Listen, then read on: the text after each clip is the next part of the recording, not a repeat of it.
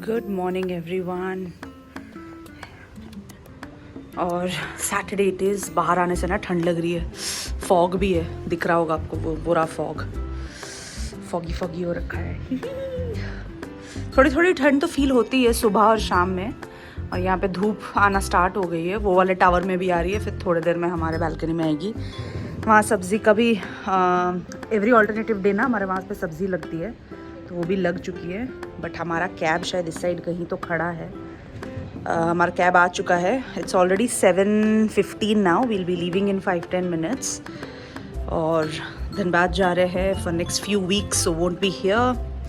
यार इधर भी फॉग है, पता चल रहा है पूरा। आई एम जस्ट होपिंग कि धनबाद में थोड़ी कम ठंड हो, बिकॉज इस साल सारे जगह पूरे नॉर्थ में ओवरऑल बहुत ठंड पड़ी थी। एंड हमारे धनबाद में तो हमेशा ही हर साल ही ठंड मतलब पागलों वाली पड़ती है। इसलिए मुझे बैंगलोर उस मामले में बहुत पसंद है, बिकॉज मैं ना थोड़ी सी ठंड से डरती हूँ। बचपन से हमेशा तबीयत ख़राब ही रहती थी मेरी। हर विंटर्स में मेरी हालत ख़राब हो जाती थी। ओह हमारी कैब ये है शायद, ये रहा। अभी मैं देख रही हूँ, ये हमारा टावर है ना, तो टावर के जस्ट बाहर खड़ा है। एनीवेज, हाँ, तो जो मैं बोल रही थी, मुझे हमेशा ठंड से बहुत ज़्यादा डर लगती है, बिकॉज़ मैं बहुत बीमार पड़ती थी। मेरी नाक बह रही होती थी, मेरा गला बैठा हुआ होता था।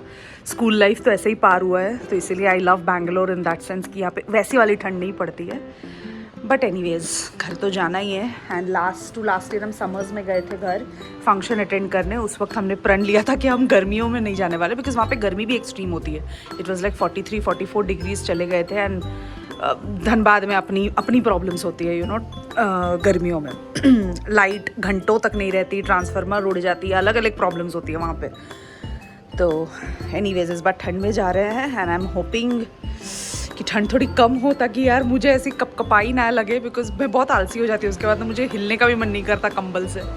तो देखते हैं जैसा भी होगा। फिलहाल यहाँ भी थोड़ी थोड़ी ठंड लग रही है। 10 बजे के बाद यहाँ धूप निकल जाती है ना, तो उतनी ठंड नहीं लगती। तो चलते हैं। यहाँ पे सब कुछ ही मैंने सेट कर लिया है ऑलमोस्ट, बस इसको लॉक करूँगी।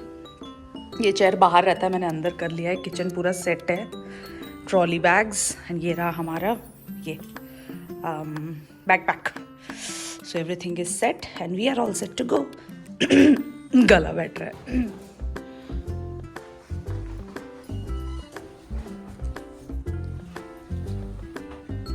और हमेशा की तरह हमने मेक माई ट्रिप से एक दिन पहले ही गाड़ी बुक कर ली थी। तो ये ईवी कार आई थी एंड सारे सामान लोड हुए। उसके बाद हम निकल पड़े।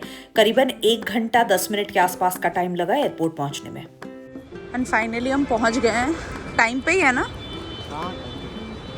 चलो, ठंड लग रही है थोड़ी थोड़ी। अभी तो धूप निकल गई है, पर ठंड लग रही है। ये वाला एंट्री जो लिखा हुआ है ना, यहीं से चलते हैं। Let's go. चेक इन वगैरह कंप्लीट करते हैं, फिर लाउंज जाएंगे ब्रेकफास्ट करने। और हमारे साथ तो मतलब इतना हड़बड़ी लग गया। हाँ 34। चलो ना, इतना हड़बड़ी लग गया ना कि क्या बताऊँ आप लोग को। लाउंज में जाने का टाइम ही नहीं मिला, बिकॉज हम लोग लेट नहीं थे। इंडिगो की चेक इन क्यू इतनी लंबी थी, इतनी ज़्यादा, मतलब मैं आप लोग को बता नहीं सकते। आई थिंक ऑलमोस्ट 45-50 मिनट्स हमें सिर्फ चेक इन बैग सबमिट करने में लगे, एंड उसके बाद सिक्योरिटी चेक इन अलग। तो इट वॉज क्रेजी है। मैंने पता नहीं, मुझे लग रहा था पूरा शहर ही उठ के शायद आज आ गया है ट्रैवल करने के लिए। मुझे लगा था आज कम भीड़ होगी, कंसिडरिंग सारे फेस्टिवल्स वगैरह, हॉलीडे सीजन ख़त्म हो गया है। बट पागलों वाली भीड़ है यार। मतलब लाउंज में जाने का, जब हम लाउंज के क्यू में फिर भी गए देखने के लिए, बिकॉज हमारे पास 15-20 मिनट तक ही थे ब्रेकफास्ट ख़त्म करने का। But it was like 20-25 people already standing in the queue. It made no sense. तो फिर हमने स्टारबक्स से सामने ही स्टारबक्स था, तो हमने जल्दी वो खाली भी था, तो हमने थोड़ा बहुत ब्रेकफास्ट वहाँ खा लिया। And just picked up a hot chocolate, क्योंकि कुछ गर्म खाने का मन हो रहा था। वो करा के फिर हम अभी फाइनली ऑन बोर्ड हो रहे हैं प्लेन में। बट पागलों वाली भीड़ है यार, मतलब मैं बता नहीं सकती। I don't know what was the rush, and it was so, मतलब इतना ज़्यादा भीड़ था। वो चेक इन बैग सबमिट करने में मतलब 1.5 घंटा में चला गया, सिर्फ बैग सबमिट करके सिक्योरिटी चेक इन क्लियर करने में। तो एनीवेज, अभी फ़िलहाल हम लोग थोड़ा सा पेट भर गया है, तो यार ओके नाउ। फ़िलहाल ऑन बोर्ड करते हैं एंड उसके बाद आगे का देखेंगे। ये पहुंच गए हम लोग अंडाल एयरपोर्ट। वो रहा कन्वेयर बेल्ट नंबर 1। जॉय गए हैं वहाँ पे पिकअप करने के लिए luggage, and then we leave. Last year April में मैं जब आई थी ना, अप्रैल में पापा के ऑपरेशन के लिए दीदी और अक्षी भी आए थे। तो यहाँ पर आए थे हम लोग। मैं मतलब यहाँ से आई थी मैं, and Akshi was waiting at the gate. वही मुझे याद आ गया अचानक से कि उसके बाद मैं अभी आई हूँ, क्योंकि उसके बाद हम लोग सीधा लंदन गए थे बैंगलोर से।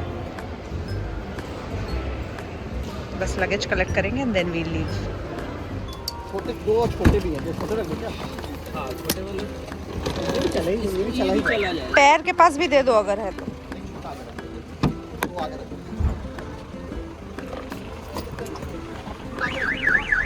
ओह बाप रे बाप, यहाँ तो और फाइनली सामान लोड हो गया है, आगे 2 ट्रॉली। ये सतीश जी जब से मेरी शादी हुई है तब से हम सतीश जी के गाड़ी में ही आना जाना कर रहे हैं। इवन शादी के बाद जब हम फर्स्ट टाइम बैंगलोर जा रहे थे, सतीश जी हमें एयरपोर्ट छोड़ के गए थे। तो अब इतने साल हो गए, 5 साल होने वाले हैं शादी को। हाँ अभी एनिवर्सरी सेलिब्रेट करने आए हम धनबाद।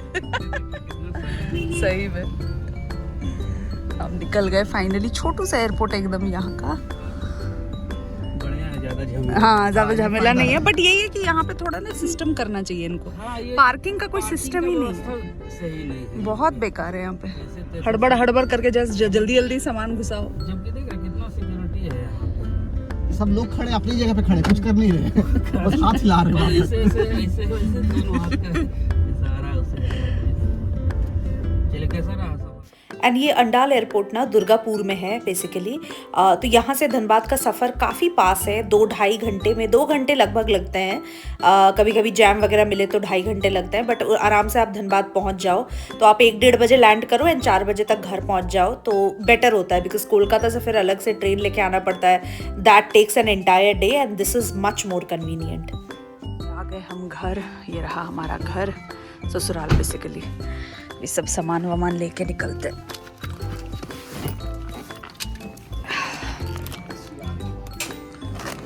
मम्मी आ रही है लग रहा है, ये रही मम्मी।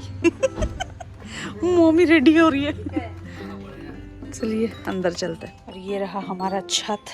अभी तो धूप कम हो गई क्योंकि 4:30 बज रहे हैं, बट मम्मी के पौधे, बाकी गार्डन वगैरह नीचे है, वो मैं बाद में दिखाऊंगी आप लोग को।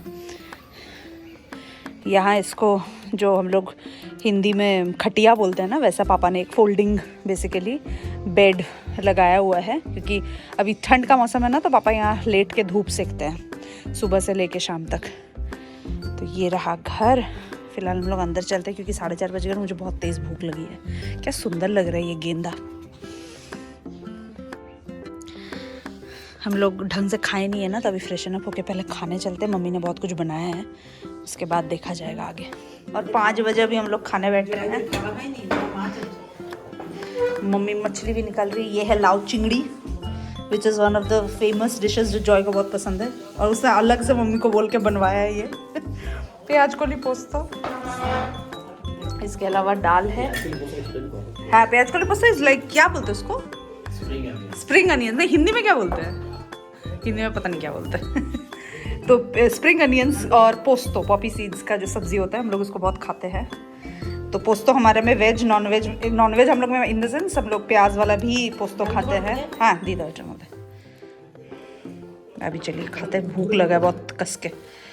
इसके अलावा फिश है।